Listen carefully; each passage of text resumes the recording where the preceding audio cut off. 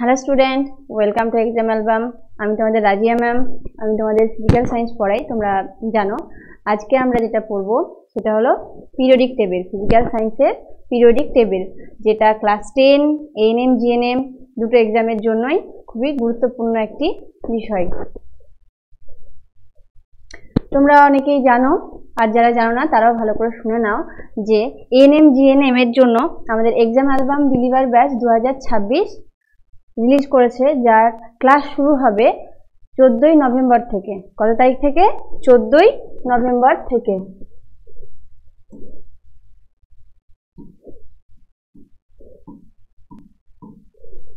যারা এনরোল করতে চাইছো তারা এই নাম্বারে তারা তোমরা যোগাযোগ করে নেবে, আর এক্সাম অ্যালবাম অ্যাপটি অবশ্যই ডাউনলোড করে নেবে। যারা 2026-এর বিলিভার ব্যাচটা পারচেস করছো তাদের জন্য আমাদের exam album believer batch 2025, champion batch 2025, fighter batch 2025 আর ফাইটার ব্যাচ 2024 তার সঙ্গে অ্যাডিশনাল ভাবে ফ্রি দিচ্ছে। তো তোমরা তাড়াতাড়ি এই বিলিভার ব্যাচ 2026টা পারচেস করে নাও। এছাড়া তোমাদের যদি আর কোনো কোয়ারি থাকে তাহলে তোমরা এই নাম্বারে কন্ট্যাক্ট করে নিতে পারো। তাহলে চলো আজকে আমরা আমাদের ক্লাস শুরু করি। তোমরা প্রথমেই দেখলে আজকে আমি পড়াবো তোমাদের পিরিয়ডিক টেবিল, যেটাকে বাংলায় বলে পর্যায় সারণী। বাংলায় কি বলে? পর্যায় সারণী। প্রথমেই আমরা জেনে নেব পর্যায় সারণী আমাদের দরকারটা কেন।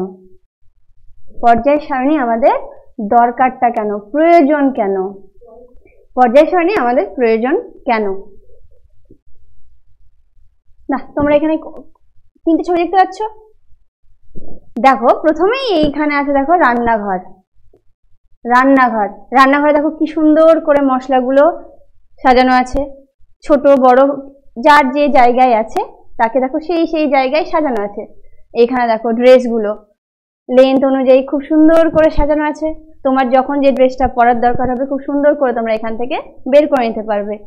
আবার এইখানে দেখো বাথরুমে যখন যেটা আমাদের দরকার ঠিক একদম খুব সুন্দর করে সাজানো আছে। এটা দেখতেও যেমন ভালো লাগে আমাদের, তেমন কিন্তু আমাদের খুঁজে পেতেও সুবিধা হয় যে আমার কখন কোনটা দরকার। তো আমরা এই জন্যই বাড়িতে যতগুলো জিনিস আছে সেগুলো ট্রাই করি গুছিয়ে রাখার। সে বেডরুম হোক বা ওয়াশরুম হোক বা ডাইনিং রুম হোক, যে কোনো রুমকেই আমরা চেষ্টা করি কিন্তু সাজিয়ে রাখার। সে আমাদের প্রকৃতিতে যে সমস্ত মৌল আছে সেই মৌলগুলোকেও আমরা যেন খুব সুন্দরভাবে খুঁজে পাই, খুব সুন্দরভাবে তাদেরকে বুঝতে পারি। সেই জন্য তাদেরকেও আমাদেরকে তাহলে কি করতে হবে? সাজিয়ে গুছিয়ে রাখতে হবে। আর এই সাজিয়ে গুছিয়ে রাখার জন্য আমাদের দরকার হলো পর্যায় সারণী বা পিরিয়ডিক টেবিল। আমাদের টোটাল এখন পর্যন্ত প্রাকৃতিক আর কৃত্রিমভাবে যতগুলো মৌল সম্পর্কে আমরা জানতে পেরেছি তার সংখ্যা হলো 118। এবার আমি প্রথমে বললাম পিরিয়ডিক টেবিলটা আমাদের দরকারটা কেন। এই যে 118, সেটা কিন্তু একবারে 118ই আসেনি, আস্তে আস্তে সেগুলো আবিষ্কার হয়েছে, আস্তে আস্তে সেগুলো অনেক বিজ্ঞানী সেগুলোকে তৈরি করেছে। কেননা কৃত্রিম প্লাস প্রাকৃতিক এই দুটো মিলে কিন্তু 118। তাহলে এবার কি, যে এই যে নতুন ভাবে বারবার যখন যে মৌলটা আবিষ্কার হচ্ছে, যখন যে মৌলটা কৃত্রিমভাবে বানানো হচ্ছে, তখন তাকে স্টাডি করা হচ্ছে। 118 মৌল কিন্তু বারবার স্টাডি করা আমাদের জন্য কষ্টকর বা অনেকটা শ্রম সাপেক্ষ। তো যদি সেটাকে আমরা সুন্দর করে সাজিয়ে রাখি তাহলে সেটা আমাদের বুঝতে সুবিধা হবে যে একটার সঙ্গে আরেকটা যদি মিলে থাকে। যেমন এখানে লেন্থ অনুযায়ী আছে। তো তোমাদের বাড়িতে যখন যদি ভাই বোন থাকে বা বাড়িতে তোমাদের মা বাবা, এক একজন দেখবে এক এক রকম করে সাজায়, এক একজন এক এক রকম করে তার ঘর গুছিয়ে রাখে।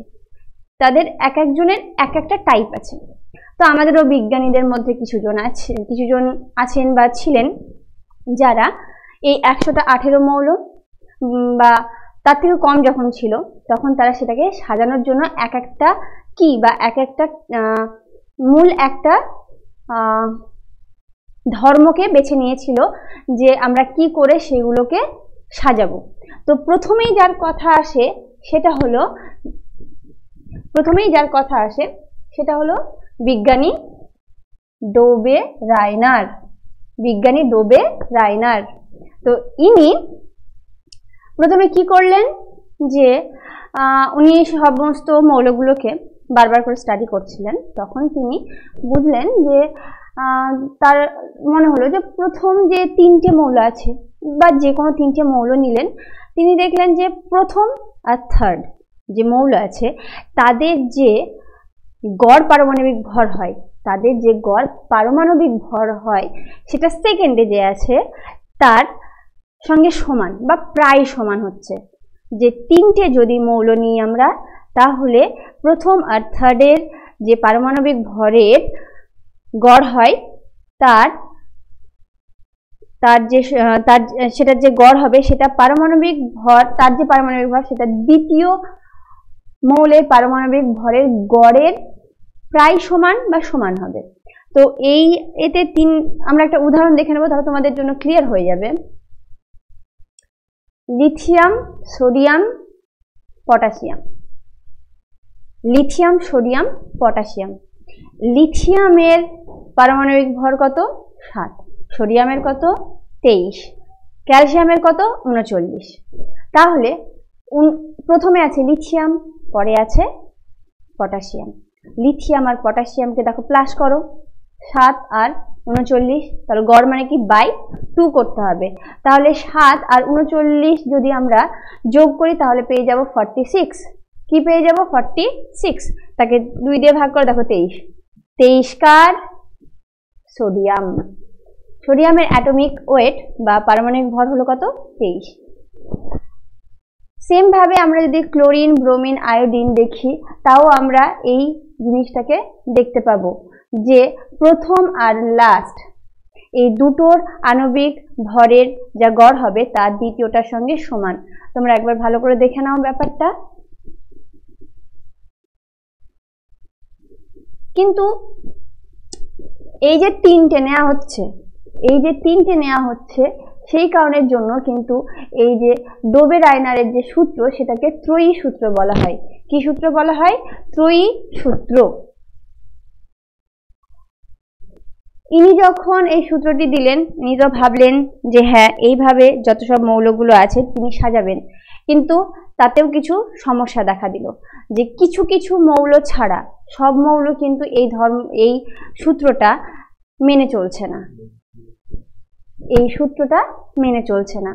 তাছাড়াও যে তাদের যে রাসায়নিক ধর্ম আছে সেই রাসায়নিক ধর্ম একরকম থাকলেও তাদের মধ্যবর্তী যে মৌলটা তার যে পারমাণবিক ভর তার পার্থক্যটা একটু অনেকটাই বেশি হয়ে যাচ্ছে। তার পার্থক্যটা কি? অনেকটাই বেশি হয়ে যাচ্ছে। তোমরা এখানে দেখো যে এর আগে দেখো chlorine, bromine, iodine. Chlorine, bromine, iodine এটা মেনে চললেও ফ্লুরিন, ক্লোরিন আর ব্রোমিন যদি আমরা নিই, ফ্লুরিন, ক্লোরিন আর ব্রোমিন যদি আমরা নিয়ে থাকি, তাহলে কিন্তু এই যে সূত্রটা ডোবে রাইনারের যে ত্রয়ী সূত্র সেটা কিন্তু মেনে চলছে না।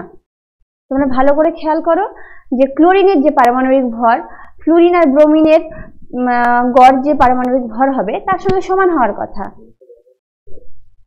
কিন্তু এখানে দেখো যে ব্রোমিনের আর ক্লোরিনের আর ফ্লুরিনের যে পারমাণবিক ভরগুলো আছে তাহলে কত কত হচ্ছে দেখে নাও।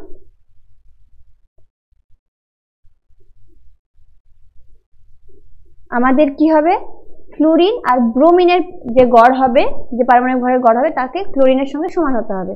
তাহলে ব্রোমিনের কত? 79.9 প্লাস ফ্লুরিনের কত? বাই 2 করলে কত আসছে? 9.8/2। তাহলে দেখো কত আসছে? প্রায় 98.9। তার মানে কি 99 ধরা যায়। তাহলে সেখানে দেখো প্রায় চলে আসছে আমাদের 99 কে 2 দিয়ে ভাগ করলে অবশ্যই চলে আসে 49.5। কিন্তু যে ক্লোরিনের যে পারমাণবিক ভর সেটা কিন্তু আমরা কত জানি 35.5, বা রাউন্ডে আমরা যে 35ও ধরি, তাও দেখো তার সঙ্গে কিন্তু অনেকটাই পার্থক্য আছে, 49, আর এইদিকে কত 35। তাহলে এই সূত্রটা কিন্তু মেনে চলছে না। এই যে তিনটে মৌল আছে তারা কিন্তু ডোবেরাইনারের যে ত্রয়ী সূত্র সেটা কিন্তু মেনে চলছে না।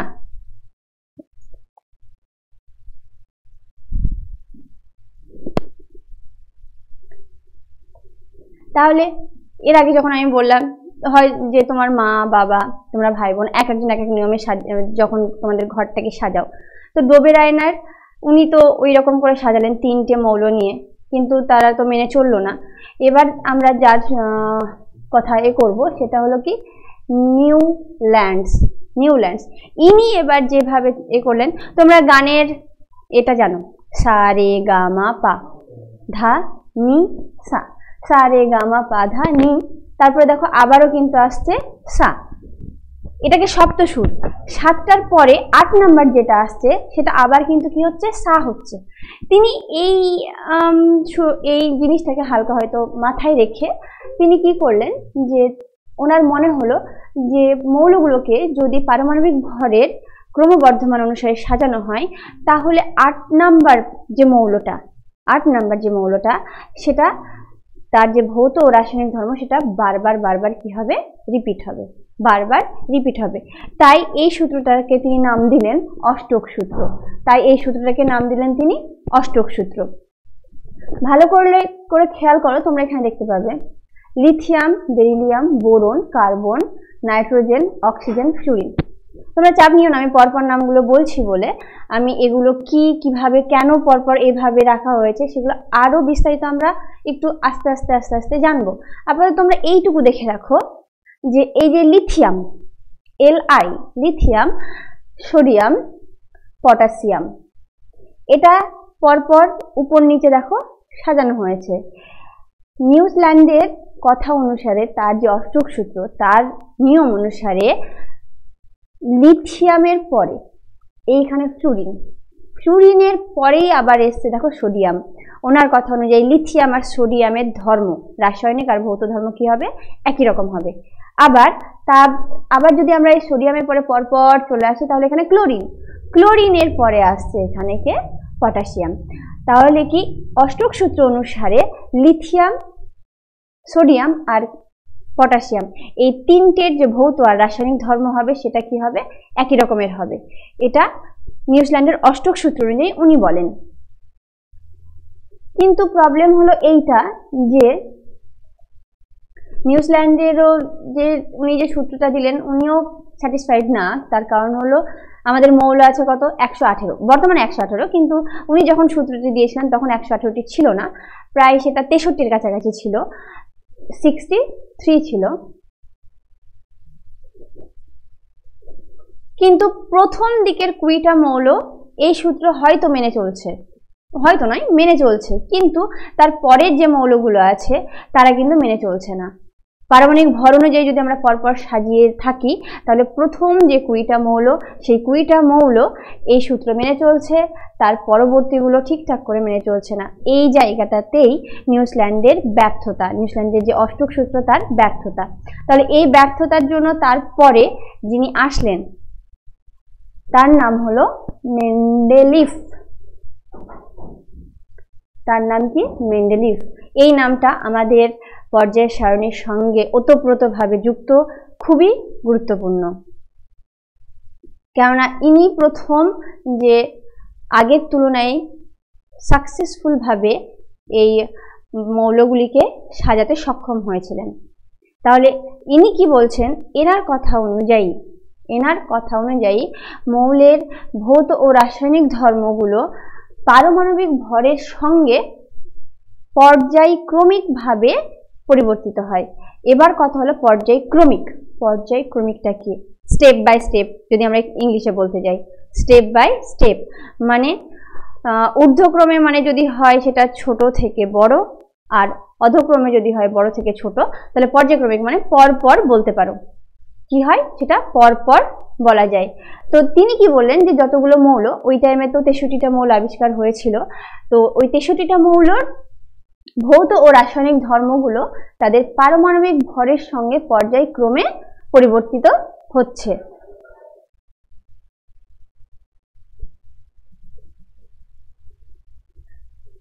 এবার ওই টাইমে যে 63টা মৌল আবিষ্কার হয়েছিল, পরবর্তীতে আরো অনেক মৌল আবিষ্কার হয়, তো সেখানেও অনেক প্রবলেম দেখা দিয়েছিল।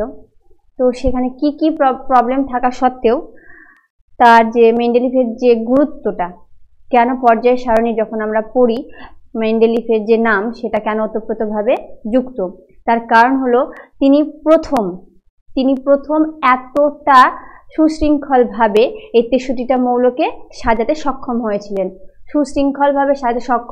আর তিনি যখন সাজান তখন কিছু কিছু জায়গায় উনি ফাঁকা রেখেছিলেন, কেননা তার মনে হয়েছিল যে এখনো হয়তো ওই জায়গায় নতুন কোনো মৌল আবিষ্কার হতে পারে। পারমাণবিক ভর অনুযায়ী পরপর সাজানোর সময় ওই জায়গাটাতে ওই ভরের কোনো মৌল তিনি পাচ্ছিলেন না। তো যখন ওই ফাঁকা স্থানটা তৈরি হয় তখন সায়েন্টিস্টদের মনের মধ্যে একটা আবেগ বা একটা নতুন কিছু আবিষ্কার করার আশা জেগে ওঠে যে ওই জায়গায় হয়তো পারমাণবিক ভর সম্পন্ন নতুন মৌল আবিষ্কার হতে পারে। তাছাড়াও কিছু কিছু মৌলের যা পারমাণবিক ভর ছিল, যখন পরপর সেটাকে সাজানো হয় তখন সামান্য পরিমাণে ত্রুটি দেখা যায়। ধর্ম অনুযায়ী যখন তাদেরকে একই জায়গায় রাখা হচ্ছে তখন কিছু পরিমাণে ত্রুটি দেখা হয়, তখন সেগুলোকে আবারও নির্ণয় করা হয়, দিয়ে সেই ভুলগুলোকে সংশোধন করা হয়। সেই জন্য মেন্ডেলিফের এই যে নাম সেটা পর্যায় সারণীর সঙ্গে ওতপ্রোতভাবে যুক্ত। এইটা হলো মেন্ডেলিফের পর্যায় সারণী, এই সঙ্গে তোমাদেরকে বলে রাখি, তোমরা নিষ্ক্রিয় গ্যাসের সঙ্গে তোমাদের পরিচয় আছে, যে সমস্ত মৌল রাসায়নিক বিক্রিয়ায় অংশগ্রহণ করে না, আর যাদের লাস্ট কক্ষ মানে পরমাণুর যদি ইলেকট্রন বিন্যাস করা হয় যে কক্ষ পায় তার যে লাস্ট কক্ষ সেটা যদি পরিপূর্ণ থাকে হিলিয়ামের জন্য 2 আর আদার্স মৌলগুলোর জন্য 8, তাহলে সেই সমস্ত মৌলগুলোকে কি বলা হবে? নিষ্ক্রিয় মৌল বলা হবে। মেন্ডেলিফ যখন এই পর্যায় সারণীটি দেন তখন কিন্তু নিষ্ক্রিয় মৌল আবিষ্কার হয়নি, সেজন্য কিন্তু উনি নিষ্ক্রিয় মৌলের কোনো ঘর তৈরি করে রাখেননি, তিনি বাকি যে মৌলগুলো ছিল সেগুলোকে পরপর সাজিয়েছে। এবার এই সাজানোটা কিভাবে তিনি সাজিয়েছেন সেগুলো আমরা এবার দেখব। তোমরা এখন একটু চোখ বুলিয়ে রাখো। আরেকটা জিনিস আমি তোমাদেরকে এখানে বলে দিই, এই যে আমি বললাম না কিছু কিছু জায়গা ফাঁকা রাখা হয়েছিল, এইখানে এখন এই ছবিটা তো হয়তো ফাঁকা নেই, কিন্তু দেখো এখানে অ্যালুমিনিয়াম, সিলিকন আর এই গ্যালিয়াম, এই 3টে জায়গা ফাঁকা ছিল, আর উনি বলেছিলেন এই জায়গায় মানে নতুন কোনো মৌল আবিষ্কার হতে পারে। তখন এইগুলোর নাম দেওয়া হয়েছিল একা বোরন, একা কার্বন আর একা স্ক্যান্ডিয়াম। তখন পরবর্তীতে আবিষ্কার হয়েছিল অ্যালুমিনিয়াম, সিলিকন আর গ্যালিয়াম। তাহলে কি এই থেকে আমরা 3টে নতুন করে মৌল কিন্তু পেয়ে গেলাম। যদি ওই টাইমে উনি যখন পর্যায় সারণীটা সাজাচ্ছিলেন তখন যদি ওনার ওই জায়গাটা ফাঁকা বলে মনে না হতো, তাহলে কিন্তু তাদের সায়েন্টিস্টদের মনের মধ্যে হয়তো এত তাড়াতাড়ি ওই মৌলগুলো আবিষ্কার করার জন্য উদ্দীপনা জেগে উঠতো না। যেহেতু ফাঁকা স্থান করেছিল সেজন্যই হয়তো উদ্দীপনাটা জেগে ওঠে। এবার এত কিছু সাজানোর পরেও, 63টা মৌল সাজানোর পরেও যখন পরবর্তীতে আরো অনেক মৌল আবিষ্কার হলো, তখন আস্তে আস্তে কিছু মেন্ডেলিফের পর্যায় সারণীর কিছু কিছু ত্রুটি দেখা যায়। সেই ত্রুটিগুলো কি কি ছিল চলো আমরা একটু দেখে নেব। কিছু কিছু মৌল উনি ধর্ম অনুযায়ী যখন সাজাচ্ছিলেন, হ্যাঁ আরেকটা জিনিস আমি তোমাদেরকে বলে রাখি, মেন্ডেলিফ পর্যায় সারণী যতই পারমাণবিক ভরের ক্রমানুসারে সাজাক না কেন, উনি কিন্তু সব থেকে বেশি গুরুত্ব দিয়েছিলেন রাসায়নিক ধর্মকে, পদার্থের যে রাসায়নিক ধর্ম আছে তাকে। তিনি কাকে গুরুত্ব দিয়েছিলেন? পদার্থের রাসায়নিক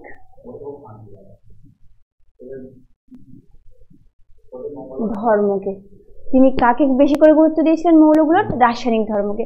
এবার যখন তিনি দেখছেন রাসায়নিক ধর্ম অনুযায়ী তার কিছু কিছু মৌল একই জায়গায় একই ঘরে থাকছে, কিন্তু তাদের যে পারমাণবিক ভর তার ক্রমটা চেঞ্জ হয়ে যাচ্ছে, ছোটটা আগে আর বড়টা পরে হওয়ার কথা, কিন্তু তিনি ধর্ম অনুযায়ী যখন দেখছেন তখন দেখছেন যে না, সেটা হচ্ছে না।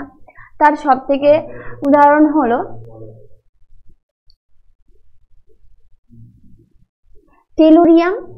টেলুরিয়াম আর আয়োডিন। হিসেব অনুযায়ী দেখো টেলুরিয়ামের হলো 127.6, রাউন্ড যদি ধরা যায় তাহলে 128, আর আয়োডিনের কত হবে 126.9, তাহলে রাউন্ড হলো কত হলো 127। অবশ্যই যদি আমরা রাউন্ড নাও ধরি তবুও দেখে নাও আয়োডিন কত টেলুরিয়ামের থেকে কিন্তু কি ছোট, তাহলে আয়োডিনটাকে আগে হওয়া উচিত আর টেলুরিয়ামটাকে পরে হওয়া উচিত। কিন্তু মেন্ডেলিফের পর্যায় সারণী অনুযায়ী আমরা কি দেখতে পাই যে টেলুরিয়াম আগে আছে আর আয়োডিন পরে আছে। এরকম আরো অনেক অনেক মৌল কিন্তু দেখা যায়। আর সব থেকে যেটা গুরুত্বপূর্ণ আর সব থেকে যেটা ইন্টারেস্টিং বলতে পারো, ঝামেলার বলতে পারো, যাই হোক না কেন, সেটা হলো এই হাইড্রোজেন। হাইড্রোজেনের লাস্ট কক্ষে কটা থাকে? একটা থাকে। আর এই একটা থাকার কারণের জন্যই বলতে পারো যত ঝামেলা একে নিয়েই, আর একে দিয়েই আবার পর্যায় সারণী শুরু। আমাদের প্রথম পর্যায় সারণীর যে মৌল সেটা হলো কি হাইড্রোজেন। তো এবার হলো যে এই হাইড্রোজেনের যে সমস্ত ধর্ম দেখা দেয়, লাস্ট হাইড্রোজেনের পরমাণুর সংখ্যা, পরমাণুতে ইলেকট্রনের সংখ্যা কত? 1। এবার কি হলো, বা তার পারমাণবিক ভর কত? তার পারমাণবিক ভর হলো 1.008, তাহলে সে একেবারে প্রথমে আছে। অথচ পারমাণবিক ভর অনুযায়ী যদি তাকে প্রথমে রাখা হয়, কিন্তু তার যে কিছু ধর্ম আছে সেগুলো অন্য আর একটা ঘরের সঙ্গে, যেটাকে আমরা হ্যালোজেন বলছি।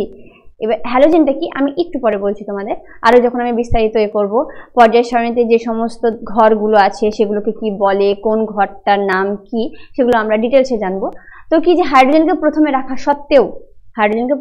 সত্ত্বেও তার কিছু কিছু ধর্ম আছে যেগুলো অন্য ঘরের সঙ্গেও কিন্তু মিলে যাচ্ছে, সেই অন্য ঘরটাকে হ্যালোজেন। আপাতত তোমরা এইটুকু মনে রাখো, হ্যালোজেন। অর্থাৎ হাইড্রোজেনকে আমরা শুধুমাত্র একটা জায়গায় রাখলে হবে না, দুটো জায়গাতে রাখতে হবে। কিন্তু দুটো জায়গায় রাখা কিন্তু পসিবল নয়, বা দুটো জায়গায় রাখা কিন্তু উচিত নয়। তাহলে এই জায়গায় সামান্য একটু ত্রুটি দেখা দিয়েছে যে একটা মৌল কি করে দুটো ধর্মের সঙ্গে তার মিল হতে পারে, দুটো জায়গায় কি করে সে জায়গা দখল করতে পারে। এবার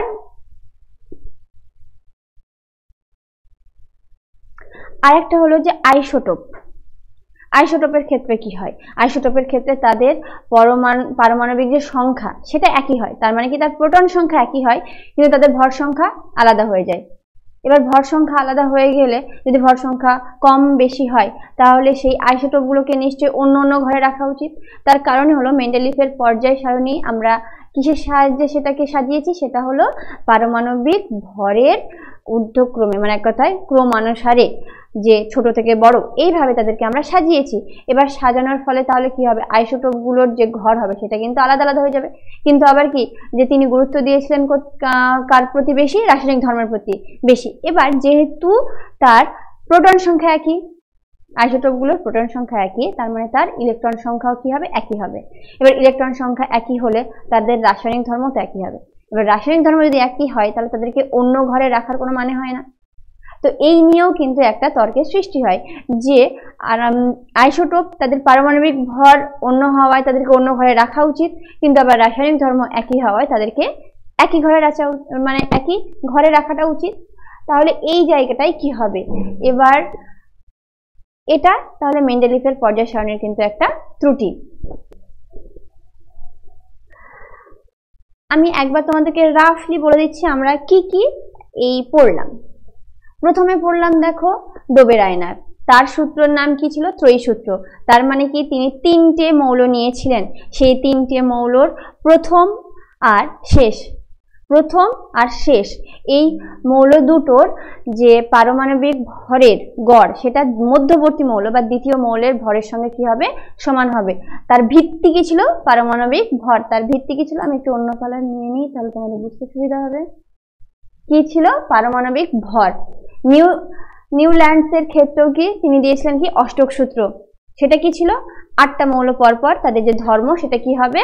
পর্যায়ক্রমে আসবে। তারও ভিত্তি কি ছিল? পারমাণবিক ভর। মেন্ডেলিভ যে পর্যায় সূত্র দিল তারও কি ছিল ভিত্তি, সেটা ছিল কি পারমাণবিক ভর।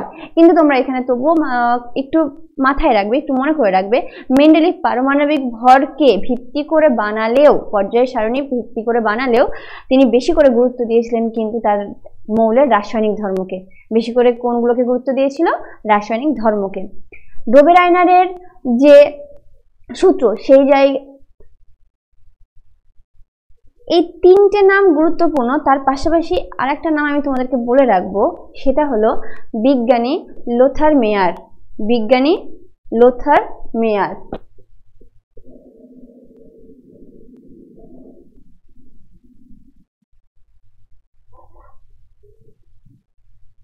এই নামটা বলার অ্যাকচুয়াল কারণ যেটা হলো, ইনিও কিন্তু পর্যায় সারণী গঠন করেছিলেন। আর মেন্ডেলিভ যেমন মৌলগুলোর রাসায়নিক ধর্মকে বেশি করে গুরুত্ব দিয়েছিল, এই লোথার মেয়ার যিনি ছিলেন উনি কিন্তু মৌলের ভৌত ধর্মকে বেশি করে গুরুত্ব দিয়েছিলেন। কোন ধর্মকে বেশি করে গুরুত্ব দিয়েছিলেন? ভৌত ধর্মকে। তোমরা শুধু এইটুকু মনে করে রাখো, এটাই তোমাদের জন্য যথেষ্ট। আর আরেকটা জিনিস আমি তোমাদেরকে বলে রাখি যে নিউল্যান্ডসের যে সূত্র, সেটা কিন্তু প্রথম 20টা মৌল খুব সুন্দর করে মেনেছিল, আদার্সরা কিন্তু মানেনি। আর এই 3টে পর্যায়ের সূত্রই কিন্তু তখন আবিষ্কার হয়েছিল বা তখন দেয়া হয়েছিল যখন মৌলের সংখ্যা 63টা ছিল বা তার সামান্য একটু বেশি ছিল। কিন্তু এখন আমাদের মৌল কিন্তু কত? 118। এখন কিন্তু এই 118টা মৌল যখন আবিষ্কার হয়েছে তখন কিন্তু এনারা এই সূত্রগুলো দেননি, অনেক আগে এনারা এই সূত্রগুলো দিয়েছেন। আর মেন্ডেলিভ যখন এই পর্যায় সূত্র দেয় তখন কিন্তু নিষ্ক্রিয় গ্যাস আবিষ্কার হয়নি, নিষ্ক্রিয় গ্যাস আবিষ্কার হয়নি। সেই জন্য উনি তার পর্যায় সারণীতে নিষ্ক্রিয় গ্যাসের জন্য কিন্তু কোনো ঘর করে রাখেননি। এটাও তোমরা মাথায় করে রাখবে।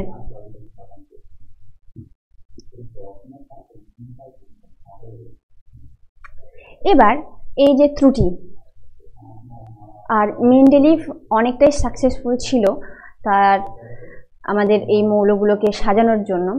তো আরও যখন বিস্তারিত পরীক্ষা পর্যবেক্ষণ করা হলো তখন এইটা জানা গেল যে মৌলের যে রাসায়নিক ধর্ম সেটা কার উপর ডিপেন্ড করে বলতো? মৌলের যে রাসায়নিক ধর্ম সেটা কিন্তু ডিপেন্ড করে মৌলের পরমাণু ক্রমাঙ্ক বা তার প্রোটন সংখ্যার উপরে। আর এই যে প্রোটন সংখ্যা সেটা কিন্তু নিস্তড়িত অবস্থায় তার ইলেকট্রন সংখ্যার সঙ্গে কিন্তু সমান। পরমাণু নরমালি কি হয়? নিস্তড়িত হয়। তার কারণ কি? তার মধ্যে যতগুলো প্রোটন আছে এক্স্যাক্টলি ততগুলোই ইলেকট্রন আছে। আর এই যে তোমার প্রোটন ধর্ম এই যে প্রোটন সংখ্যা বা ইলেকট্রন সংখ্যা, এগুলোই কিন্তু কোনো মৌলের রাসায়নিক ধর্মের উপরে ইফেক্ট ফেলে।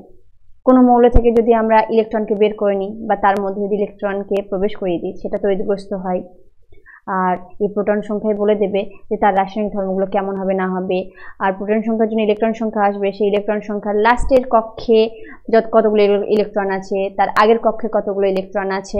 নিশ্চয়ই তোমরা ইলেকট্রন বিন্যাস জানো, না জানলেও আমি আবারও বলে দেবো ইলেকট্রন বিন্যাসগুলো কি করে হচ্ছে।